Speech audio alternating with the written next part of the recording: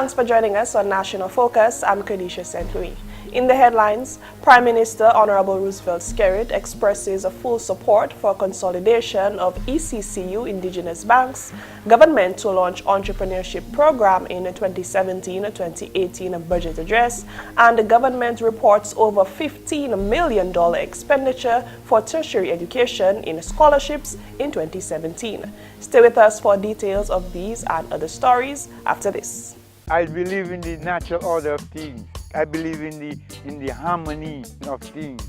In everything we do, we have to keep it natural. I've been doing farming for now over a decade. My day is very hectic, but I make it light. Because I enjoy what I do. I enjoy producing the best quality goods and to make sure that the people that receive it, they receive the best that they can ever get. Right from the farm, everything that I grow, I process them back into the farm so that the same things that grow in the farm is what protects the farm. Tourism is my business. It's not just dealing with the foreigners that come in, but it's preparing those things that when they come, they can feel and taste the difference in coming to this exotic island. And it starts with the farmer, because we provide the things that they eat, that they taste, that they drink. I believe in my heart that it's my responsibility to provide quality. My name is Tony Alves, and tourism is my business.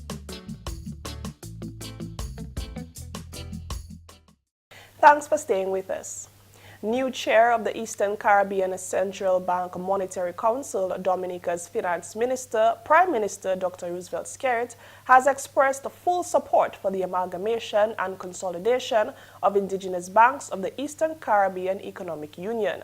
Speaking at the ceremony to hand over the chairmanship of the ECCB Monetary Council last Friday, new chairman Honorable Skerrit says the ECCB proposed amalgamation forms part of an 8-point stabilization program approved in 2009 to strengthen economic stability in the monetary union.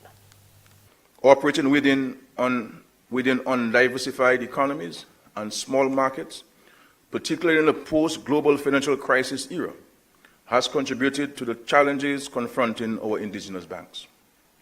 These challenges include issues of capital adequacy, operational efficiency, profitability and returns on investment, risk management, corporate governance, and correspondent relationships. Within the financial system, a process of consolidation is underway as financial institutions respond to the rapidly changing operating environment. He says indigenous banks will benefit from a proactive response to these global realities. The amalgamation is expected to result in stronger, more stable financial institutions, which will be better prepared to face the challenges which they are currently confronted with on their own. Such as 1, loss of correspondent banking relationships, 2, containment of compliance costs, 3, raising and maintaining capital, 4, rollout of new technology-driven services to satisfy changing and rising customer expectations. The trend towards consolidation is already evident in other sectors of the financial system, particularly the credit union sector. The success of credit union amalgamation in Dominica and St. Vincent and the Grenadines are well known. I will say to you, as the Prime Minister of Dominica, I fully support the amalgamation of indigenous banks in the ECCU. Honorable Skerrit is calling on the stakeholders to recognize the benefits of this proposal and to pursue it with haste. Governor of the ECCB, Timothy Antoine, says amalgamation is necessary as despite the strengthening of the ECCU's financial systems, several risks remain. These include the threat of loss of corresponding banking relations and high average of non-performing loans. A proactive approach to consolidation and amalgamation of national banks is necessary and would help to achieve our goal of a strong, diversified, and resilient financial system. Also this news time, the Honorable Prime Minister, Dr. Roosevelt Skerrit, has revealed that in the 2017-2018 budget, government will launch an entrepreneurship program. This program will be part of the Ministry of Commerce, Enterprise and Small Business Development. The Honorable Prime Minister made this announcement at a meeting in Trafalgar last Thursday. What we want in the government is to seek to nurture a culture of entrepreneurship in our country, because we recognize as a country that it is through these kind of investments we're going to be able to create sustainable jobs, especially in rural Dominica. Honorable Skerrit gave the conditions under which one can acquire the assistance. One of them that you would have to be employing 3 or more people, because what we've picked up is a number of young professionals who are back in Dominica, working both in the public and private sectors. Themselves are entrepreneurs. They themselves are involved in creating jobs. And the banking system, because some of them will have student loans, some of them have their own personal mortgages, and they want to expand and sustain the businesses, they have challenges in that regard. But also too, some of them need the skills and the knowledge on how to properly manage and administer the affairs of the businesses. So it will be a very wide encompassing program to seek to nurture a culture of entrepreneurship in our country. The Honorable Minister for Finance, Honorable Dr. Roosevelt Skerrit, will present the 2017-2018 budget address on Thursday, 27th July 2017. Meantime, the government of Dominica is considering the 3% salary increase for public servants. This was revealed by the Honorable Prime Minister Roosevelt Skerrit while addressing a meeting in Trafalgar on Thursday. We recognize the contribution which public servants are making to the country's development, and we are going the extra mile to assist them or to recognize their efforts. My hope and prayer is that very soon we can conclude on these negotiations, so immediately after the passage of the budget we can pay the 2-month salaries to public servants, and they could be better off. Government and the trade unions negotiated for the 2016 and 2018 triennium that the first year would be a 0% increase, the second year 2 months a tax-free salary, and the final year a 3% salary increase. In more news, the Honorable Prime Minister and Minister for Finance, Dr. Roosevelt Skerrit, has reported that the government for the year 2017 so far has spent in excess of $15 million for awarding university scholarships to Dominican students. The Prime Minister was the keynote speaker at a youth forum at the Point Michelle Community Center on a Saturday and focused on the opportunities available for the Dominican youth. There are opportunities in Dominica. This year alone we spent in excess of $15 million to pay for universities out of Dominica for our young people.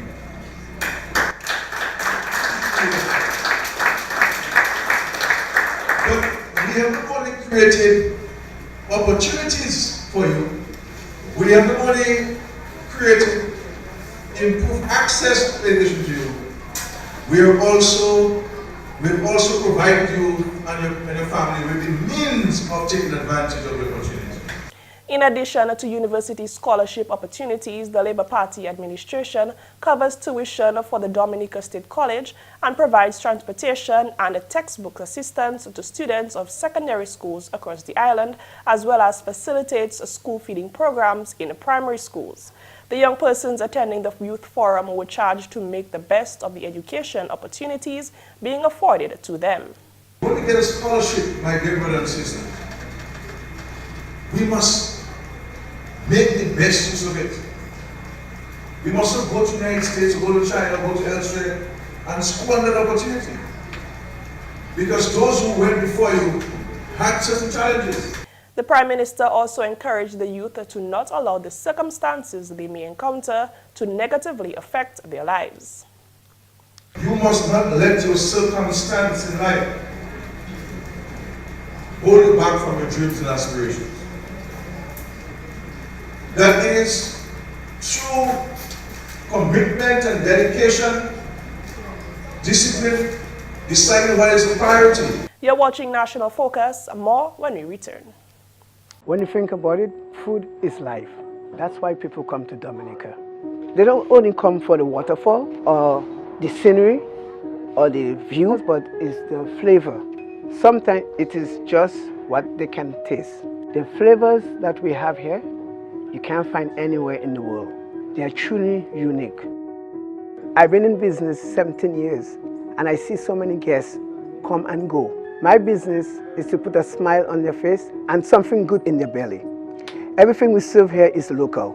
It comes from all over Dominica. So we get fresh lettuce, or vegetable, or fish from Saint-Sauveur, all our product from the farm. Sometimes go on the farm and help them pick. The uniqueness of the experience is in how authentic it is. I heard the taxi driver promoting my plantain chips. I said, that's the best plantain chips I ever have. I don't have to go and put it on TV. Money is not everything, but leaving customer with a smile, friendly service, and they will come back. This is the real Dominica. I'm just proud to be a part of it. My name is Maurice Smith. They call me Rudy. Tourism is my business.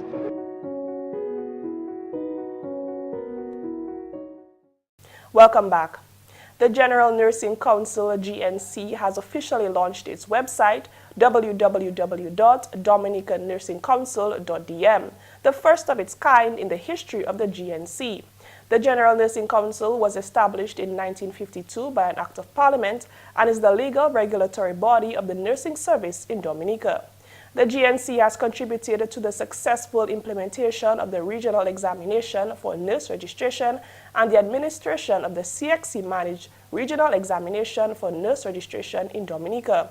Addressing the launch, Principal Nursing Officer Cesarina Farrell stated that the development of this website will serve as a useful tool in the dissemination of information and facilitate the functions of the Council through the use of technology. It is my hope that this initiative will serve its purpose and that our nurses and the general public will take advantage of this facility. I wish to commend the General Nursing Council for this visionary and innovative development in support of the nursing profession in Dominica. Chairperson of the General Nursing Council, Jean Jacob, explained why the Council felt the need to develop a website. On evaluation of the day-to-day operations of the Council, it was felt that the Council needed to improve its level of efficiency and to be more available to its constituents, namely the nurses and the general public. In this regard, the Council decided to develop a website which would provide a revenue to address this need. Through this site, we seek to highlight the services that we perform and create a portal that will allow our members to find information that they require without having to come to the office. It is our aim over time to be able to provide at least 90% of services via online. In that way, nurses all around the island and overseas will be able to access our services. The website will also allow the Nursing Council to interact with stakeholders more efficiently, as well as create more visibility for the work they perform. In addition, it will allow stakeholders to interact more efficiently with the Nursing Council from anywhere in the world. Our initial launching of this site will include some of the following features: the history and composition of the Dominican Nursing Council, the role of the Nursing Council as it relates to the management and regulation of nursing service in Dominica. Persons will be able to download application forms for registering as a nurse, renewing their nursing licensure, applying for the various required nursing examinations. Patrons will also be able to download a draft copy of the proposed Nursing Act, search list of current licensed and non-licensed nurses in Dominica, find information on examinations, costs and schedules, find information on the list of services offered by the Council, submit a request for validation online, retrieve some information on the Dominican Nurses Association. The public will also be able to make online complaints, if any, on any inappropriate behavior by nurses, as the DNC is responsible for investigating and acting upon any reports of abuse or inappropriate behavior demonstrated by members of the nursing profession in Dominica. The website will be available by the end of this month. Also this news time, a contract amounting to $61,359 was officially signed between local contractor John Lewis Roberts and the Soufriere Gallion Scottsdale Village Council last week. Addressing the ceremony, Honorable Member of Parliament for the Soufriere constituency, Dennis Charles, commented on the timeliness of this project. This project is at the heart of the young people, in fact everybody, because the playing field is highly utilized in Soufriere. And so it will only be further utilized by having lights so they can have, and then it will solve the issues we have on the playing field between the short space of time when people leave work within 4 to 6 o'clock, everybody trying to play their sports and practice during that time. So that problem is now solved. Chairman of the Soufriere Gallion Scottsdale Village Council, Heston Charles, expressed his thanks to the government for making this project possible. On behalf of the Soufriere Scottsdale Gallion Village Council, especially the athletes and the sports enthusiasts that we have in this community, my heartfelt gratitude goes out to the government, and I want to say thank you again.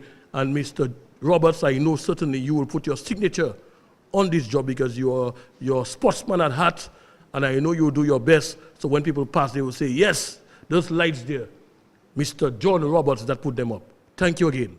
Contractor John Lewis Roberts committed to execute the project to the best of his ability.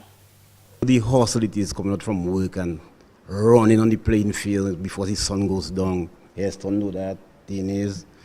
And I play Soufriere cricket, basketball, football. I always on that field. So I'm very thankful for that. And I promise I'm going to do a real good job. Also this news time, on Sunday, the Children of Itassi Reunion Committee held a media launch for the Children of Itassi Reunion 2018. The Children of Itassi Reunion will be held under the theme with Unity Rebuilding Itassi. The reunion is scheduled for July 27th to August 7th, 2018. A food festival, a history night, awards dinner and dance are just some of the activities planned for the reunion. Chairman of the reunion committee, Father Herman Shaplis, says that this theme was chosen to promote peace in the community. He called on all to participate in the reunion to ensure its success. As part of the reunion, chairperson of the Vekas Village Council, Yolan John Jules, made a song for the 2018 reunion. Here's a snippet of this rendition. Abamagola, Abamagola, c'est la Jean Vekas levé, Abamagola, Abamagola, Abamagola. C'est là nous appon parler, Abamagola, quick quoi, Abamagola, tim tim, Bachesh, politics. Non levé li bon matin, yo aller en jardin. Femme te calé, l'hiver a dans wete la case. Enfants calé l'école pour apprendre éducation. Et vers là où le soleil couché, tout le monde te ka assemblé pour parler contre journée là, Abamagola.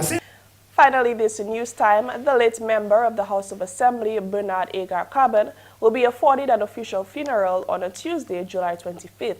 The government of Dominica has also declared Tuesday as a day of mourning as a mark of respect, and the Dominica flag shall be flown at half-staff on all public buildings in the state.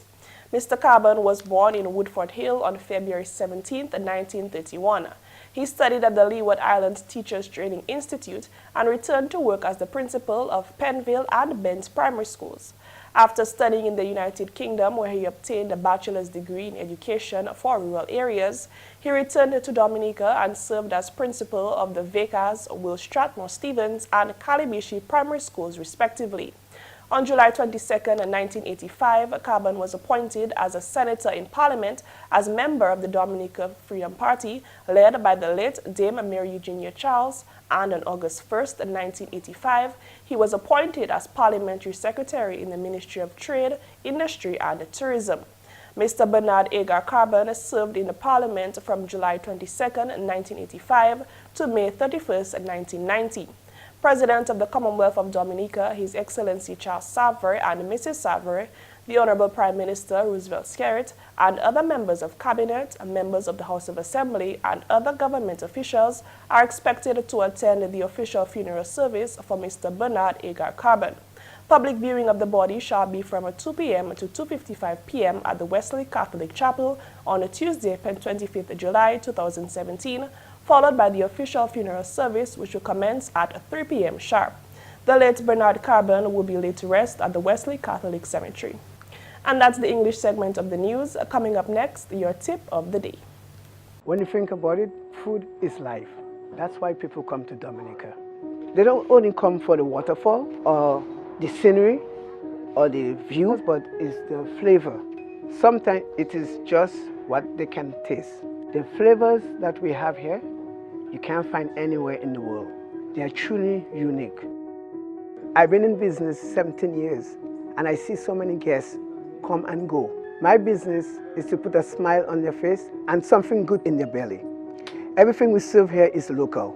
It comes from all over Dominica. So we get fresh lettuce or vegetable or fish from Saint-Sauveur, all our product from the farm. Sometimes go on the farm and have them pick.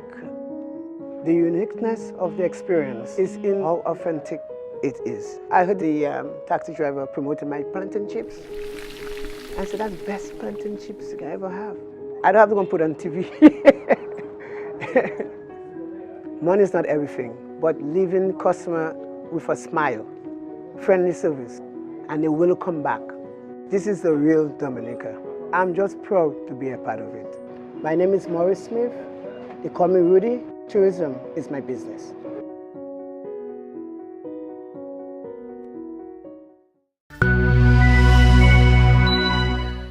When it comes to sprucing up your house and health, studies show that going green actually has a number of benefits beyond improving your indoor aesthetic. Even though you don't normally notice a plant's presence, seeing a plant can actually subconsciously make you feel calm and relaxed. Research also shows indoor plants also provide a cleaner air and can enhance concentration and memory. And that's all for this edition of National Focus. We always welcome your suggestions and comments. Drop us an email at gis@dominica.gov.dm or visit our website news.gov.dm. Like our Facebook page, facebook.com/GIS News Dominica, and follow our Twitter at GIS Dominica. You can also catch up on a past National Focus newscast on our GIS Dominica YouTube channel. Live streaming is also available on our YouTube channel 24 hours a day. From all of us here on the GIS News production team, I'm Kerdisha St. Thanks for watching.